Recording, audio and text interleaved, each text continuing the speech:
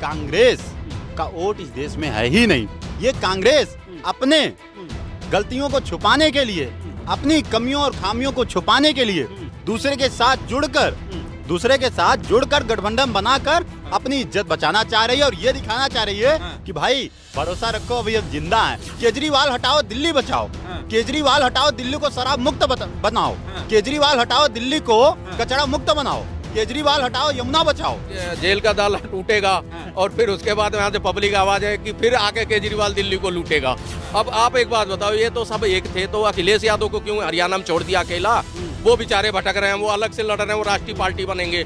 अगर भारतीय जनता पार्टी का कोई भी एक नेता जाति या धार्मिक बेवजह का विवादी बयान नहीं देता है, उसे हरियाणा से हटाना नामुमकिन है। अरे एक सीट का, नगीना सीट का है वो, और वो भी दलितों का वो बन रहा, उससे कुछ फर्क नहीं पड़ना। वो तो मजबूरी में भाई, अब कोई नहीं है, चलो आ जाओ। हरियाणा के दलित समझदार हैं। कांग्रेस आपका गठबंधन। हाँ, देखिए अभी आपने बड़ा प्यारा सा सवाल इनसे पूछा, आखिर कांग्रेस आपसे ही गठबंधन क्यों कर रही है, जो कि बार बार कांग्रेस को खाने की कोशिश कर रहा है आप।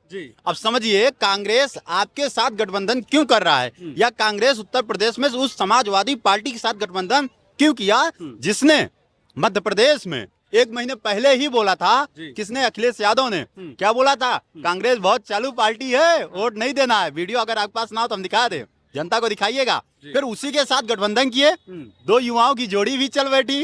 अब यही आप पे क्यों आए, जानते हैं क्यों? क्योंकि कांग्रेस का वोट इस देश में है ही नहीं। ये कांग्रेस अपने गलतियों को छुपाने के लिए, अपनी कमियों और खामियों को छुपाने के लिए दूसरे के साथ जुड़कर गठबंधन बनाकर अपनी इज्जत बचाना चाह रही है और ये दिखाना चाह रही है कि भाई भरोसा रखो, अभी हम जिंदा हैं। ये केवल आपके सहारे हरियाणा में कांग्रेस और आप ये गठबंधन बीजेपी को झटका दे सकती है क्या? देखिए इनके पास और विकल्प क्या है?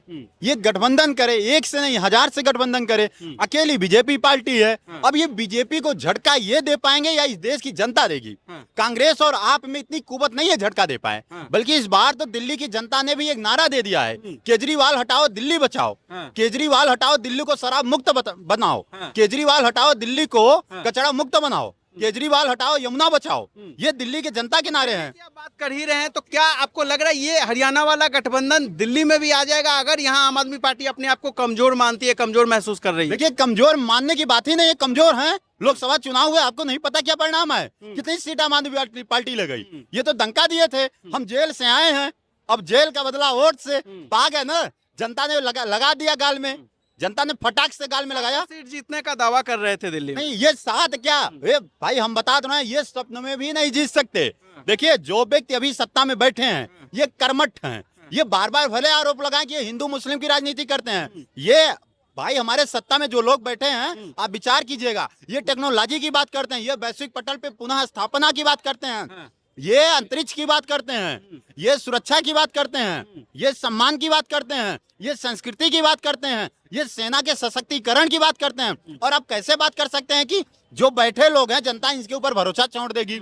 ये स्थापित हैं और ये रहेंगे। और आने वाले समय में आप देखिएगा हरियाणा में जो बात आपने बताया आपकी और इनकी कांग्रेस की जोड़ी की, मुंह की खानी तय है। क्या लग रहा है आने वाले वक्त में दिल्ली में भी ये गठबंधन हो सकता है क्या? देखो अभी तो यहाँ की जनता ये कह रही है कि कांग्रेस आ जाएगी, आप जाएगी। क्योंकि जो वो कह रहे हैं ना कि अभी यहीं पे प्रवक्ता बोल रहे थे कि जेल का ताला टूटेगा और फिर उसके बाद यहाँ से पब्लिक आवाज है कि फिर आके केजरीवाल दिल्ली को लूटेगा। तो मतलब अभी जनता ये कह रही है। तो मेरे कहने का मतलब ये है कि कांग्रेस शायद यहाँ पे मजबूत हो जाए अगर बिना आपके लड़े तो। लेकिन अब भाई अगर मजबूरी होगा, कोई ऑप्शन ही नहीं है, गैंग बना के ही लड़ना, उसको उसे पता हमारे वोटर गायब हो गए, हमारे वोटर कन्वर्ट हो गए दूसरी पार्टियों में। अब आप एक बात बताओ, ये तो सब एक थे, तो अखिलेश यादव को क्यों हरियाणा में छोड़ दिया अकेला? वो बेचारे भटक रहे हैं, वो अलग से लड़ रहे हैं, वो राष्ट्रीय पार्टी बनेंगे। वहां जम्मू भी गए हैं 5 सीटों पे लड़ने, वो कहते हैं हम राष्ट्रीय पार्टी बन जाते हैं। अरे उनको भी ले लो। जब भाई यहाँ पे यूपी में तुम उन्हीं के कंधे पे बैठ के पूरी यात्रा करी और तो कुछ सीटें आ गई हैं, तो उनको हरियाणा में भी साथ रख लेते। तो ये मफाद की राजनीति है, सुचिता का खेल होता नहीं है, इसमें जोड़ तोड़ आओ बाओ दाएं ये चलता है। साथियों को क्यों छोड़ दे रहे हैं, क्यों नहीं ले रहे? वर्तमान के विपक्ष का जो गठबंधन है, ये जानते हैं क्या है?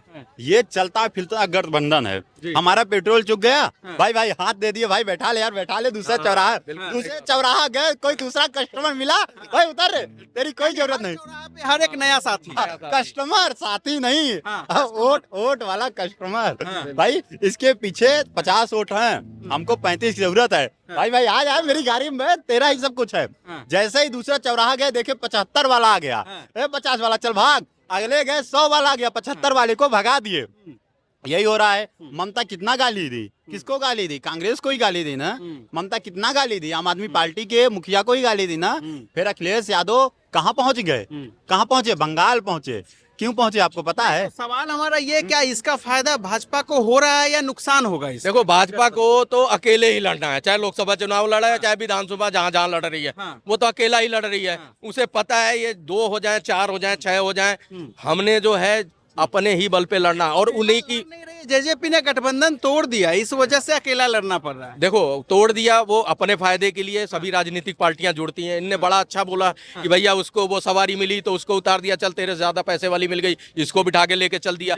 यही होता है, जिसके पास जितनी संख्या भारी उसकी उतनी हिस्सेदारी। इसमें बोलना था, वो ये जो नारा दे रहे थे, ये राजनीतिक पार्टियों का अपना जो होता है सिद्ध करने का यही तरीका है कि जो ताकतवर है उसको जोड़ लो और वो अपने उससे जुड़ जाए तो अच्छी बात है। इसलिए जो है ये इकट्ठा होकर गैंग बना के लड़ रहे हैं। मैं आपको एक फाइनल काम की बात बताऊं, अब भारतीय जनता पार्टी के पास केवल एक काम है, अपने काम को, अपनी योजनाओं को, अपनी रणनीति को जमीनी धरातल पर अच्छे से पहुंचाए, कोई भ्रांति न पहुंचने पाए, और अपने राजनेताओं पर नियंत्रण रखे कि उनके मुख से कोई भी उटपटांग बयान बाहर न आने पाए, जिससे जनता में इनको भ्रांति फैलाने का अवसर मिले। फिर मैं कह रहा हूं दावे के साथ, अगर भारतीय जनता पार्टी का कोई भी एक नेता जाति या धार्मिक बेवजह का विवादी बयान नहीं देता है, उसे हरियाणा से हटाना नामुमकिन है, नामुमकिन है। लेकिन अगर ये अपने नेताओं पे नियंत्रण न रख पाए, और हो सकता है कांग्रेस से आया हुआ एक आदमी जो भाजपा की शरण में आए और फिर भाजपा में आकर ऐसी बयानबाजी कर जाए जो भाजपा के लिए हावी हो जाए। सीएम नायाब सिंह सैनी पे क्या हरियाणा भरोसा जता रहा है? नहीं, बदलना चाहिए। चेहरा कौन होना चाहिए? सीएम चेहरा ये भाजपा के अगर हाई कमान तय करें और सोच समझ के करें, सूझबूझ के साथ करें। देखिए, हमारा अकेला मत नहीं हो सकता, हरियाणा बहुत बड़ा है। हरियाणा में प्रत्येक गांव पे, प्रत्येक लोगों के प्रत्येक मत हो सकते हैं। इसलिए भाजपा के लोगों को जमीन पर जाके काम करना होगा। हवा में सारे काम नहीं होते। ये इस बार वही गलती किए थे।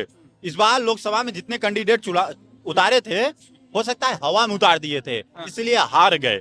वो परिणाम दोबारा नहीं भोगना चाहेंगे, जमीनी धरातल पे काम करेंगे। जेजेपी का भीम आर्मी के जो प्रमुख है चंद्रशेखर, उनके साथ गठबंधन हुआ है, क्या ये गठबंधन भाजपा का खेल बिगाड़ सकती है? अरे, एक सीट का नगीना सीट का है वो, और वो भी दलितों का वो बन रहा, उससे कुछ फर्क नहीं पड़ना। वो तो मजबूरी में, भाई अब कोई नहीं है, चलो आ जाओ। हरियाणा के दलित समझदार हैं, होशियार हैं। अयोध्या में दलित लड़की का बलात्कार हुआ, बलात्कारी कौन था सब जानते हैं, एक खास समुदाय का था, इसलिए चंद्रशेखर रावण के मुख से एक आवाज नहीं निकली। यही समझ सकते हैं कि हरियाणा के दलित अगर देख भी रहे हैं, भाई दलित कोई बात ही नहीं है, दलित तो तुमने जबरदस्ती उन्हें टैग दे दिया, वो हमारे बीच के व्यक्ति हैं।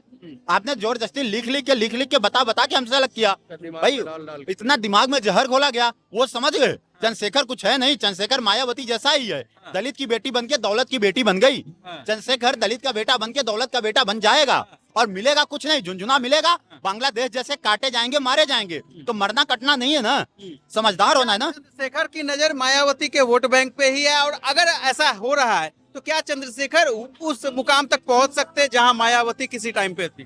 भाई देखिए, चंद्रशेखर उस मुकाम पे तभी पहुंचेंगे जब इनकी नीति और रणनीति साफ होगी। मायावती की नीति रणनीति साफ थी। मायावती भारतीय जनता पार्टी से भी गठबंधन की थी, आपको पता है। मायावती में उनके जो सबसे प्रिय सलाहकार थे, भले उनकी जो भी राजनीतिक भाषाएं रही हो, लेकिन सबसे प्रिय सलाहकार पता है कौन थे? सतीश मिश्रा। पता है ना? तिलक